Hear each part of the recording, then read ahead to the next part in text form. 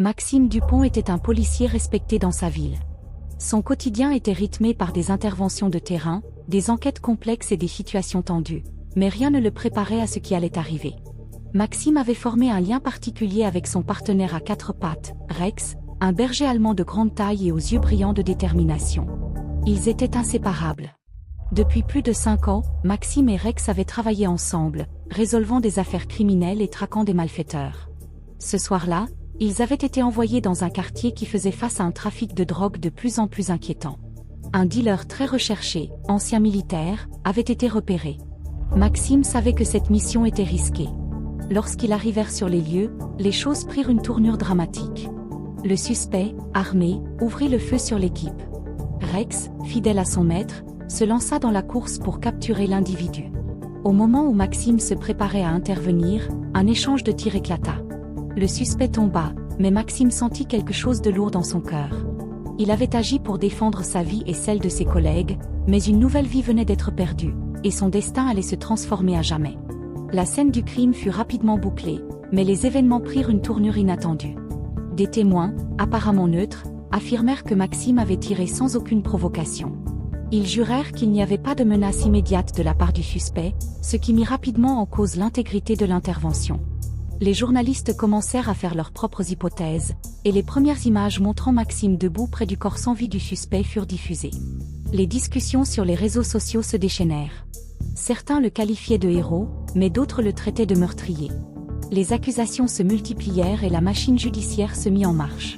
Maxime, qui savait qu'il avait agi dans un cadre légitime pour protéger ses collègues et les citoyens, se retrouva rapidement sous le feu des critiques. La presse le considérait déjà comme coupable, même avant le début de l'enquête. La situation devenait insupportable. L'incertitude et l'incompréhension se mêlaient, et Maxime se demanda comment les choses avaient pu tourner ainsi. La pression médiatique grandissait chaque jour. Le commissariat, où Maxime avait pourtant servi pendant des années, était plongé dans une atmosphère lourde et pesante. Un matin, alors qu'il était en train de préparer ses affaires pour une nouvelle journée d'audition, des policiers arrivèrent pour l'arrêter. L'angoisse envahit Maxime alors qu'il comprenait ce qui était en train de se produire. L'arrestation était brutale. On lui passa les menottes sans douceur, comme si l'homme qui avait risqué sa vie chaque jour pour protéger la ville était désormais un criminel. Ce fut un moment de humiliation extrême. Il fut emmené devant un tribunal et placé en détention provisoire. Tandis que les caméras de télévision le filmaient, Maxime ne put retenir ses larmes en pensant à Rex, son chien fidèle qui allait être laissé sans maître. Il espérait encore que la vérité éclaterait, mais il se sentait de plus en plus abandonné par ceux qui l'avaient toujours protégé. La douleur de l'incertitude le rongeait, mais il se promit de ne jamais céder. La nuit qui suivit son arrestation fut un véritable enfer pour Maxime. Enfermé dans sa cellule, il n'avait qu'une seule pensée, Rex. Il pensait à son regard brillant, à son courage, à la manière dont il avait sauvé tant de vies aux côtés de son maître. Mais ce lien fort entre eux allait être mis à l'épreuve. Rex était désormais dans un chenil, loin de Maxime, et il ne pouvait même pas s'assurer de son bien-être. Chaque nuit, Maxime se tournait dans son lit de fortune, imaginant son chien seul, errant dans l'ombre, sans lui. Il tenta de joindre ses collègues pour obtenir des nouvelles de Rex, mais les portes de l'injustice se fermaient. Le pire pour Maxime n'était pas tant l'incarcération, mais la culpabilité de ne pas pouvoir être aux côtés de son chien. La pensée que Rex pourrait souffrir sans son maître était une torture qu'il ne pouvait ignorer. Dans la tourmente, Claire, la femme de Maxime, était son seul point d'ancrage. Claire savait que son mari n'était pas un criminel. Elle l'avait vu agir chaque jour avec rigueur et professionnalisme, et elle était convaincue que cette accusation était une erreur fatale. Sans relâche, Claire lança une véritable croisade pour défendre Maxime. Elle passa des heures à collecter des preuves, à fouiller dans les rapports de police et à contacter des témoins potentiels.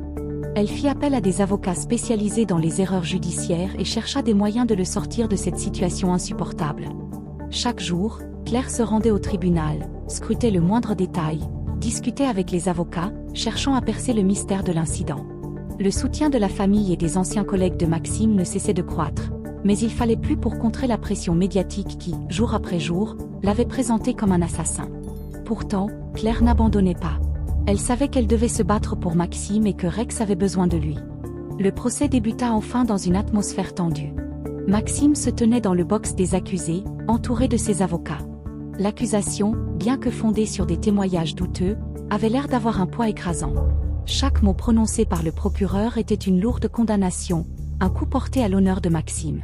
Pourtant, Maxime restait calme. Il savait que tout allait se jouer sur les preuves.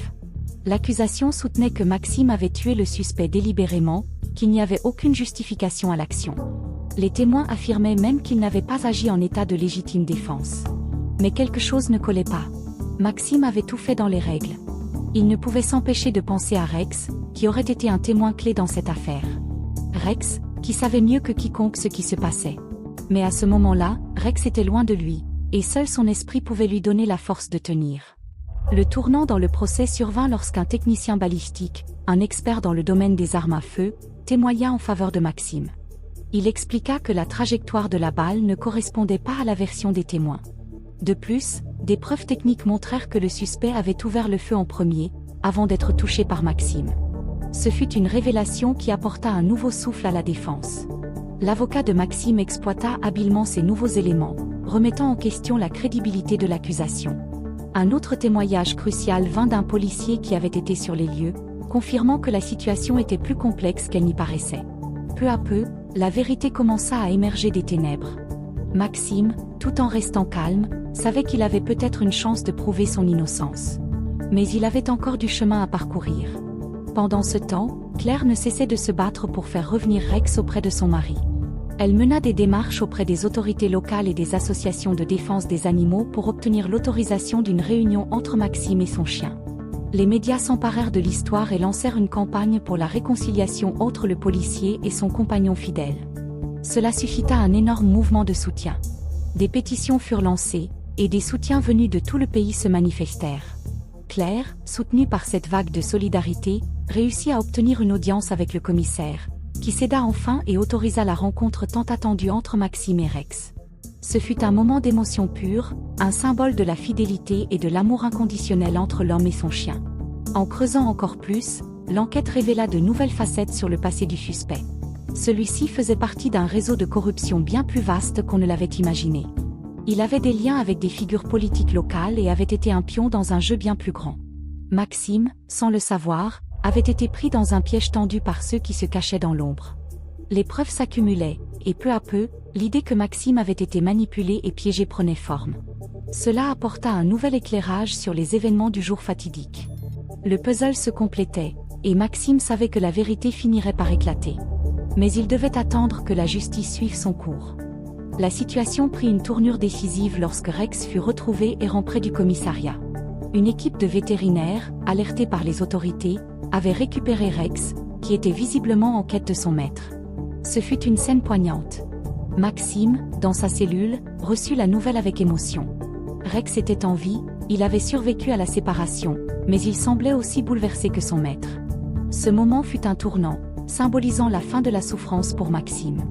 Il réussit à obtenir la permission de rencontrer Rex, et ce fut un instant inoubliable. Lorsque Rex entra dans la pièce, les deux se reconnurent immédiatement, et la connexion entre eux, plus forte que jamais, émergea. Le temps semblait s'arrêter. Ce fut la réaffirmation de leur lien indestructible. Le procès arriva à son terme, et les preuves de l'innocence de Maxime devinrent irréfutables. Les témoins rétractèrent leurs déclarations sous la pression de nouvelles découvertes, et l'accusation perdit tout son poids. Finalement, le jury rendit son verdict, non coupable. Maxime, bien que soulagé, n'éprouva pas une joie pure. L'injustice qu'il avait vécue ne serait jamais effacée. Il se sentait brisé, fatigué, mais aussi réaffirmé dans sa croyance que la vérité finirait toujours par triompher. Maxime retrouva Rex, et ce fut un moment d'une intensité émotionnelle indescriptible. Le chien aboya joyeusement, sautant dans les bras de son maître comme pour célébrer leur retrouvaille. Maxime tomba à genoux, les larmes aux yeux. Rex lui lécha le visage, comme s'il lui disait qu'il n'avait jamais douté. Ce fut le début d'une nouvelle vie pour Maxime, un nouveau départ, avec son compagnon fidèle à ses côtés. Une fois libre, Maxime ne s'arrêta pas là. Il entreprit de mener sa propre enquête sur ceux qui l'avaient manipulé et accusé à tort. Peu à peu, les responsables du complot furent démasqués. Il réussit à exposer les corruptions politiques et policières qui l'avaient mené à la faillite de sa carrière et de sa vie. Maxime et Claire n'avaient pas simplement combattu pour son innocence, mais pour la justice qui devait être rétablie. Maxime, plus sage et plus réfléchi, reprit son travail. Mais cette fois-ci, il ne se contentait pas d'appliquer les règles. Il devenait un véritable combattant de la vérité, toujours accompagné de Rex. Leur partenariat symbolisait plus que jamais l'espoir et la justice. Maxime savait que les cicatrices de l'histoire resteraient avec lui, mais il avait trouvé un nouveau but: protéger, servir, et veiller à ce que des erreurs comme la sienne ne se reproduisent jamais. Maxime et Rex continuèrent de travailler ensemble, de résoudre des affaires, et de montrer à tous ce que pouvait accomplir l'amour, la loyauté et l'amitié. Maxime n'était plus un simple policier, il était un héros, un survivant, et un homme qui avait tout perdu pour tout retrouver. Grâce à la persévérance de Claire, à la loyauté de Rex et à sa propre détermination, Maxime était devenu un exemple de résilience et de justice. Ce cauchemar, bien que derrière lui, le marquerait à jamais. Mais maintenant, il savait qu'il avait triomphé, et que Rex était à ses côtés pour toujours.